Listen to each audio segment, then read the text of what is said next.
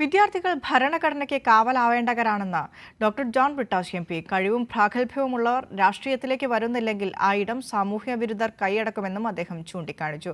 കൂത്തുപറമ്പ് നിർമ്മലഗിരി കോളേജിൽ കണ്ണൂർ സർവകലാശാല വിദ്യാർത്ഥി യൂണിയൻ ഉദ്ഘാടനം ചെയ്ത് സംസാരിക്കുകയായിരുന്നു doctor John Brittas M P.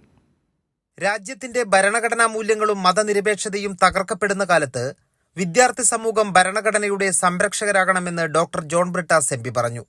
കാമ്പും കഴമ്പുമുള്ള വ്യക്തികൾ രാഷ്ട്രീയത്തിലേക്ക് പ്രവേശിക്കണം. രാഷ്ട്രീയമെന്നത് സമൂഹത്തോടുള്ള പ്രതിബദ്ധതയാണ്. അർത്ഥവത്തായ രീതിയിൽ നമ്മുടെ ജനാധിപത്യ പ്രക്രിയയിൽ പങ്കുകൊള്ളേണ്ടത് അനിവാര്യമാണെന്നും അദ്ദേഹം ചൂണ്ടിക്കാട്ടി. രാഷ്ട്രീയത്തോട് ഞങ്ങൾക്ക് വൈമുഖ്യമാണ് എന്ന് പറയുന്ന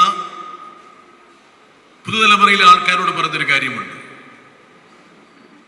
നല്ല കഴിവും പ്രാഗൽഭ്യവും അറിവുമുള്ള ആൾക്കാർ രാഷ്ട്രീയത്തിലേക്ക് വരുന്നില്ല എങ്കിൽ ആ ഒരു ഇടം സാമൂഹ്യ വിരുദ്ധർ കൈയടക്കും. അവരായിരിക്കും പിന്നീട് നമ്മളെ ഭരിക്കുക.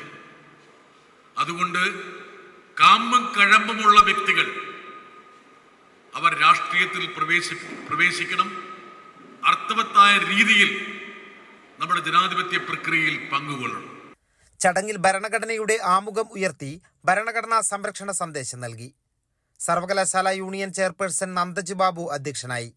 സിൻഡിക്കേറ്റ് അംഗം A Ashokan, DSS KV Sujith, Nirmalagiri college local manager father Thomas, principal Celine Mathew, സർവകലാശാല യൂണിയൻ കൗൺസിലർമാരായ ദേവനന്ദ്, അമൃത എന്നിവർ സംസാരിച്ചു.